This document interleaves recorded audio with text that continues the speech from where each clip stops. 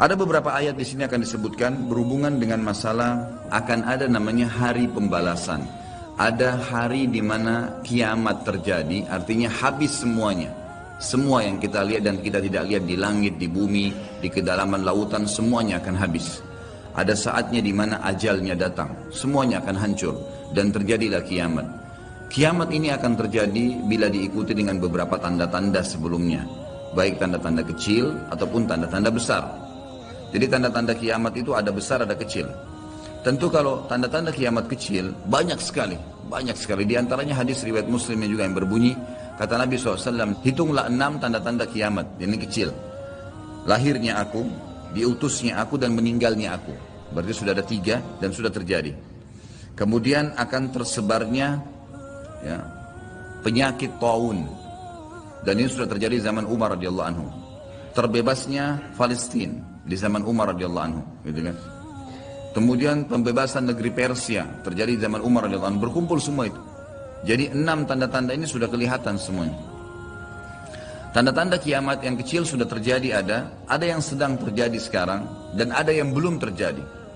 Kalau yang sedang terjadi seperti misalnya hadis Nabi SAW yang berbunyi, tidak akan terjadi kiamat sampai orang-orang mengganti nama-nama minuman keras dengan nama-nama lain.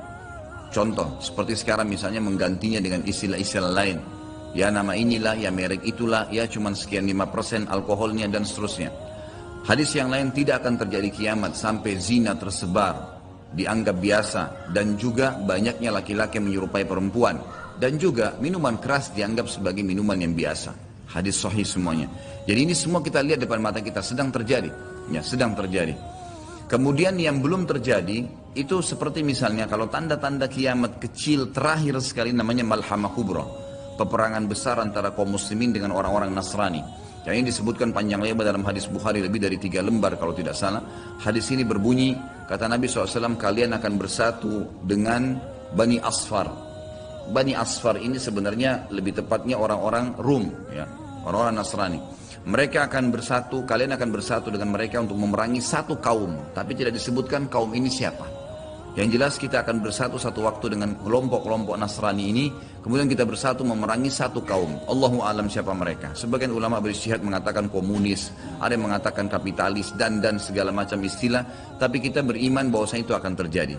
Ringkas cerita, kalian akan memenangkan peperangan. Pasukan tahaluf ini, sekutu ini akan menang. Kemudian setelah itu bubarlah semua pasukan dan tersisa pasukan di negeri Syam. Dan dari hadis ini juga ulama sekarang mengatakan kasus Syria ini akan berakhir dengan sendirinya. Karena memang hadis ini menjelaskan adanya ketentraman di negeri Syam, ya, sebelum terjadi tanda-tanda kiamat besar. Pada saat itu pasukan muslimin, ya, sedang pulang ke negeri Syam bersama dengan pasukan Bani Asfar ini, ya, suku yang dikatakan dari bangsa Romawi. Kemudian mereka mengangkat bendera salib sambil mengayungkan dan mengatakan, kamilah yang telah memenangkan peperangan ini. Maksudnya, kekuatan Nasrani. Maka yang muslim sempat, teman-teman mereka mengatakan, ini kan kita sekutu. Bagaimana caranya kalian mengaku, ya, memenangkan sendiri? Terjadi cekcok di antara mereka. Lalu kata Nabi SAW, akhirnya segelintir muslimin yang ada di situ, Allah karuniakan mereka mati syahid, terbunuh semua.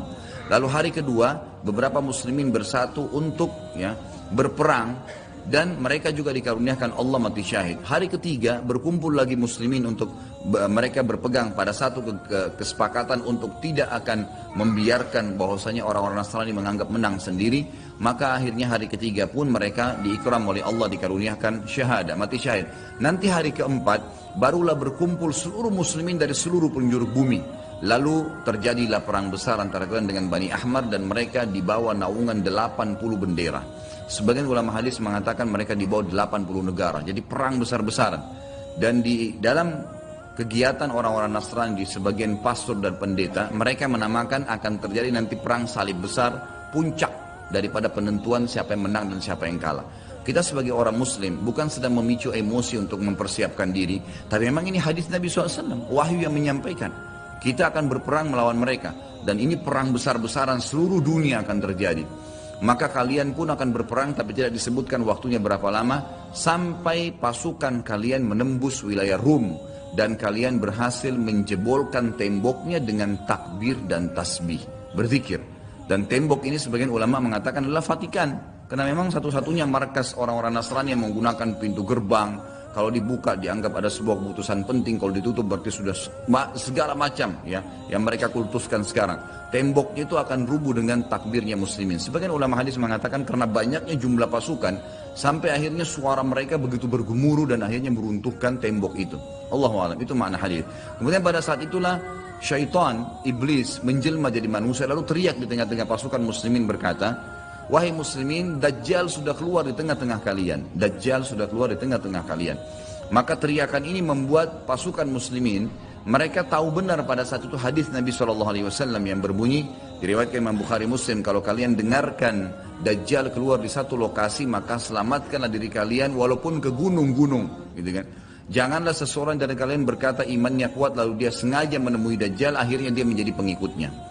Jadi para mujahidin tahu masalah itu. Mereka bukan tidak berani, tapi mereka mengikuti sabda Nabi SAW. Maka mereka pun akhirnya pada klub pulang masing-masing. Kata Nabi SAW, mereka pun bubar ke wilayah masing-masing. Pada saat mereka tiba di wilayahnya, ternyata Dajjal tidak ada. Itu berita dusta. Dan pada saat itulah Dajjal keluar. Pada saat itulah Dajjal keluar. Dan Dajjal adalah tanda-tanda kiamat besar yang pertama. Tanda-tanda kiamat besar yang pertama. Jadi ini akan terjadi. Ini kemudian kita akan masuk menjelaskan teman-teman sekalian tanda-tanda kiamat besar. Yang pertama adalah keluarnya Dajjal sebagai fitnah bagi kaum muslimin. Makanya kita dalam tahiyat membaca wa'udzubika min fitnatil masiihid dajjal, dan jauhkanlah kami dari fitnahnya Masih Dajjal. Yang kedua adalah sementara Dajjal membuat kerusakan di muka bumi, maka akan keluar Mahdi. Yang kata Nabi SAW, akan keluar seseorang yang sama namaku, Muhammad bin Abdullah, dan dari keturunanku, dari kota Madinah. Jadi kan sebagian ulama hadis mengatakan ini kemungkinan dari turunan Hasan. Yang ketiga akan turun Nabi Isa alaihissalam. Pada saat pasukan Mahdi sudah sampai di masjid, ya, Menara Putih.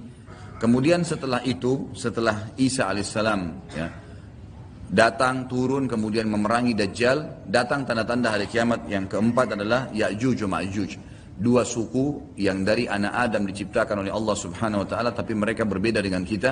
Mereka sangat beringas, memakan semuanya, dan mereka akan membuat kerusakan, membunuh semua yang ditemui. Kafir, beriman, tidak ada urusan.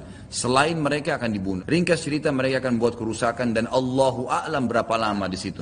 Dan mereka akan mati bukan dengan peperangan dengan kaum mukminin, tapi dengan doa Isa alaihissalam yang berdoa lalu Allah matikan mereka dengan satu kali mati. Kemudian Isa alaihissalam pun berdoa kepada Allah agar dihilangkan jenazah mereka karena seluruh bumi ini dipenuhi dengan jenazah mereka.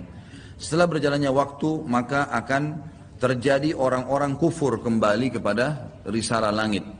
Setelah pada saat itu Isa alaihissalam sudah meninggal dunia, sudah mulai sebenarnya tentram, orang sudah mengenal Allah, tapi dengan berjalannya waktu manusia mulai lalai, mulai lagi kembali menyembah berhala, mereka lagi berbuat zina, mereka melakukan kekacauan, maka keluar tanda-tanda kiamat besar yang kelima, yaitu keluarnya dabbah atau hewan melata.